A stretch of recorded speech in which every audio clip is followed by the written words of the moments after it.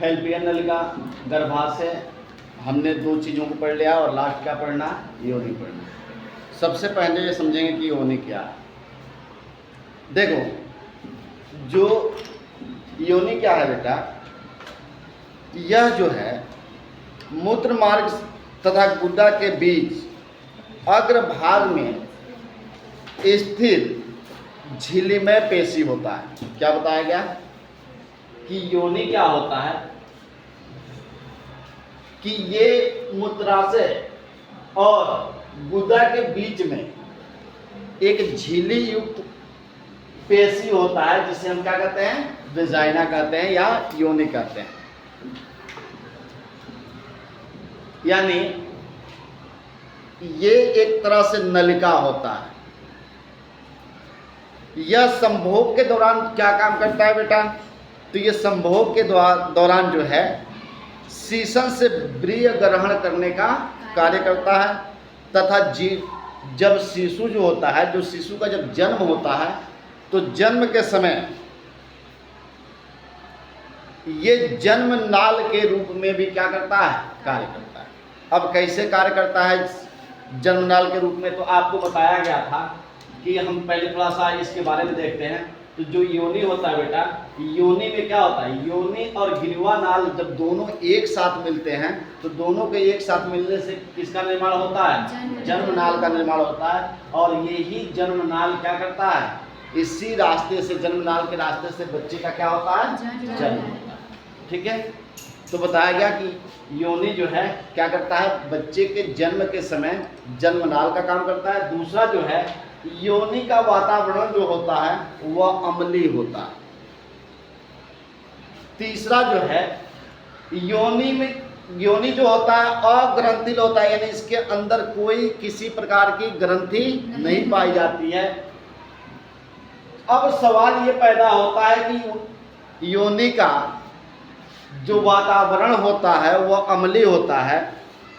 तो आपको पता है कि अम्ल जो होता है, अब सबसे पहले हम समझेंगे कि जो अम्ल, जब अम्लीय वातावरण होगा, जब उसके अंदर कोई ग्रंथि ही नहीं है, तो आखिर उसको अम्लीय वातावरण प्रदान कौन करता है। भाई अम्ल को स्राव कहाँ से होता है, तो देखो योनि के अंदर एक प्रकार की बैक्टीरिया पाई जाती है, एक प्रकार के जीवाणु पाए जाते हैं, जिस जीवाणु का नाम होता है लैक्टिक एसिड बैक्टीरिया।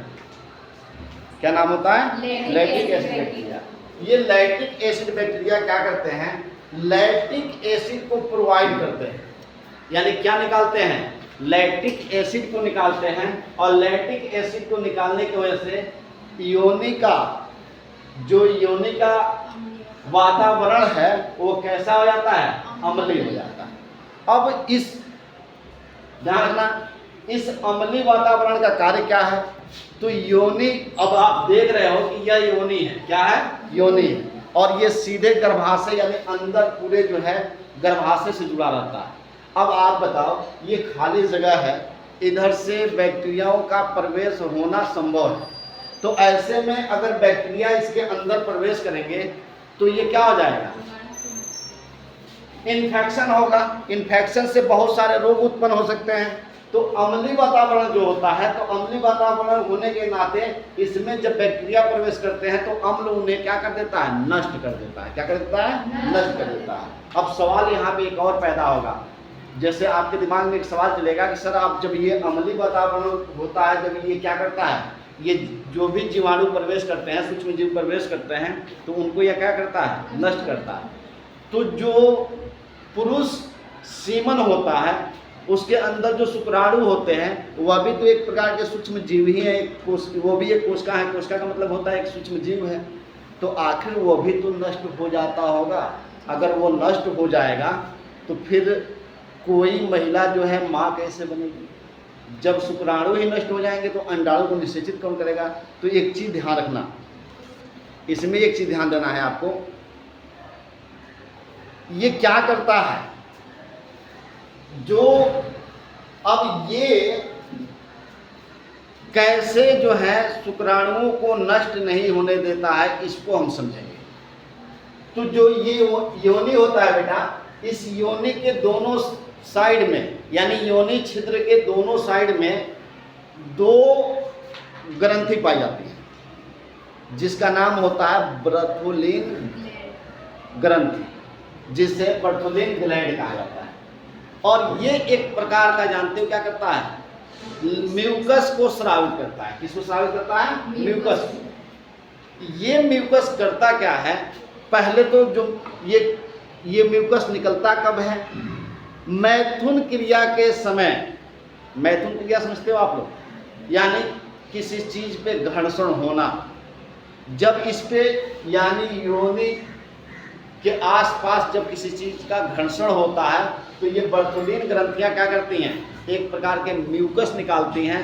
और ये म्यूकस दो कार्य करता है। पहले तो संभोग प्रक्रिया को जो है सुगम बनाता है, यानी जब पुरुष महिला के साथ शारीरिक संबंध स्थापित करता है तो पेनिस को अंदर ले जाने में ये क्या करता है, सुगम बनाता है, आसान बनाता है। दूसरा क्या करता है कि ये ही जो बर्थोलिन ग्लैंड है, जो म्यूकस ये निकलता है, ये म्यूकस क्या करता है कि जब अंदर जाता है तो इसकी अम्लीय वातावरण को कम कर देता है। क्या कर देता है? कम कर देता है। अम्लीय वातावरण को जब कम करता है तो जो शुक्राणु जो अंदर जाते हैं वह उससे क्या होते हैं, नष्ट नहीं होते। तो ये बात समझ में आ गई। तो ये काम इसका ये भी है। अब इसके बाद से जो योनि छिद्र होता है, ये योनि छिद्र होता है, इससे हम योनि का छिद्र को हम क्या कहते हैं, योनि छिद्र कहते हैं। क्या कहते हैं? योनि छिद्र।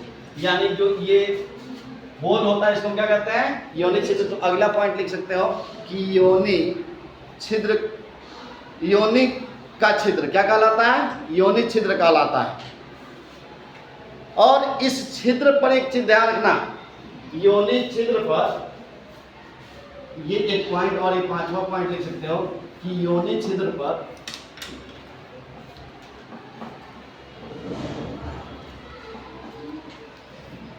योनि छिद्र पर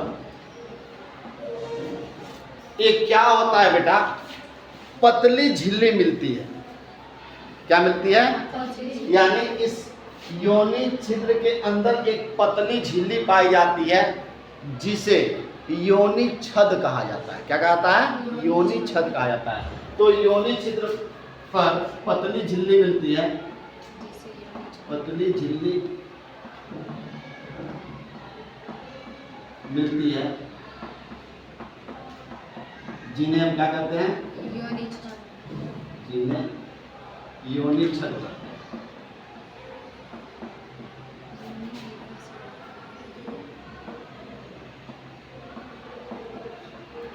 और ये योनि छद बने किससे होते हैं, तो ये हाइमन झिल्ली के बने होते हैं। किसके बने होते हैं? हाइमन झिल्ली के बने। ठीक है, क्या आपको समझ में आया कि योनि के अंदर एक पतली झिल्ली पाई जाती है, जिसे हम क्या कहते हैं, योनि छद कहते हैं। और ये किससे बना होता है? हाइमन झिल्ली से बना होता है। ये जो हाइमन झिल्ली है बेटा, जब मेल फीमेल संबंध स्थापित होता है, जब मेल का पेनिस इस योनि के अंदर प्रवेश करता है, तो उस समय ये हाइमन झिल्ली क्या होती है, फट जाती है। और फटने से इसमें से क्या होता है, काफ़ी हद तक ब्लीडिंग भी होती है, यानी ब्लड भी निकलता है। लेकिन कई लोग इसको जो है कुंवारेपन का एक निशानी भी मानते हैं। और किसी महिला के अंदर इस तरह की घटना होती है शादी के बाद से, अगर उसमें से ब्लडिंग नहीं होती है योनि के अंदर से, तो कई लोग ये मानते हैं कि इसका चरित्र ठीक नहीं है। क्योंकि ये जो है हाइमन झिल्ली जो है, कोई ज़रूरी नहीं है कि संभोग के दौरान ही टूटती है। ये कई कारणों से टूट सकती है। कोई बच्ची है, अगर मान लो कि खेल में माहिर है, खेलने में माहिर है, तो खेल कूद दौड़ करती है, लंबे छलांगे लगाती है, तो उससे भी ये क्या हो सकता है, हाइमन झिल्ली फट सकता है। घुड़सवारी करती है तो भी ये हाइमन झिल्ली फटने की क्या है, संभावना है। अगर वो क्या करती है, मान लो साइकिल चलाती है, तो साइकिल चलाने से भी ये हाइमन झिल्ली क्या हो सकती है, फट सकती है। इसके बाद से अगर जैसे महिलाओं में, अभी मैं आगे आप लोगों को आने वाला है, मैं पढ़ाऊंगा भी, आर्तव चक्र, महिलाओं में मासिक चक्र आता है। तो मासिक चक्र में कई औरतें जो हैं, जो अंदर से ब्लड आता है उस ब्लड को रोकने के लिए टेम्पोन का उपयोग करती हैं। टेम्पोन समझते हो? जैसे अपने यहाँ महिलाएं या लड़कियां पैड का प्रयोग करती हैं, लेकिन उसी तरह से कुछ महिलाएं या औरतें जो हैं ब्लड को रोकने के लिए टेम्पोन का प्रयोग करती हैं। टेम्पोन होता क्या है कि एक जो है ये ऐसे पतला सा एक नली होता है, इसके ऊपर रुई का ऐसे जो है बंडल को लपेट दिया जाता है। क्या कर दिया जाता है? लपेट दिया जाता है। और ये थोड़ा सा हल्का सा मोटा होता है, इस पे लपेट कर इसको और क्या क्या बनाया जाता है? टेम्पोन बनाया जाता है। अगर कोई महिला इसको बार बार इंसर्ट करती है, शादीशुदा नहीं है, इंसर्ट करती है वेजाइना के अंदर ब्लड को सोखने के लिए, तो ये टेम्पोन लगाने से भी ये क्या होता है? हाइमन झिल्ली टूट जाता है। ठीक है ना? तो ये इतने इसके क्या हैं? टूटने के कारण है। इसके बाद से अगला पॉइंट लिख लोगे तो एक हमने बता दिया हाइमन झिल्ली क्या है, ठीक ना। इसके बाद से अगला पॉइंट लिख लो कौमार्य। देखो कौमार्य का मतलब है कुंवारा, यानी कौमार्य समझा जाता है कुंवारेपन। किसको समझा जाता है? कुंवारेपन। कौमार्य किसे कहा जाता है? जब तक लड़कियां शादीशुदा नहीं हैं तो उनको क्या माना जाता है? कौमार्य। तो हाइमन झिल्ली जिसके अंदर पाया जाता है उसको क्या माना जाता है? कौमार्य, यानी कुंवारी माना जाता है। और मैंने बताया ही कि भाई सीधी सी बात है कि अगर हाइमन झिल्ली को अगर हाइमन झिल्ली पाया जा रहा है तो कौमार्य मान रहे हो, जिसके अंदर हाइमन झिल्ली टूट गया है उसको अगर कुंवारे नहीं मान रहे हो तो ये गलत होगा, क्योंकि मैंने बताया कि फिजिकल एक्सरसाइज से भी ये क्या होते हैं? टूट जाते हैं। ठीक ना। तो यहाँ तक आप योनि के बारे में क्या कर लिए? कंप्लीट कर लिए। अब हम सीधे जो हैं क्या करेंगे? अब हम क्या पढ़ेंगे? जो इसका एक लास्ट पॉइंट है वो क्या है? सहायक ग्रंथि। अब सहायक ग्रंथि में दो चीज़ों को हमें पढ़ना है, एक पढ़ना है स्तन ग्रंथि और दूसरा क्या पढ़ना है? बाह्य जननेंद्रिय। तो सबसे पहले हम सहायक ग्रंथि में यानी क्या पढ़ना? सहायक ग्रंथि में स्तन ग्रंथि को बाद में पढ़ते हैं, पहले किसको पढ़ते हैं? बाह्य जननेंद्रिय को पढ़ते हैं। ठीक ना, कि इसमें बाह्य जननेंद्रिय क्या है, तो हम बाह्य जननेंद्रिय को स्टार्ट करें।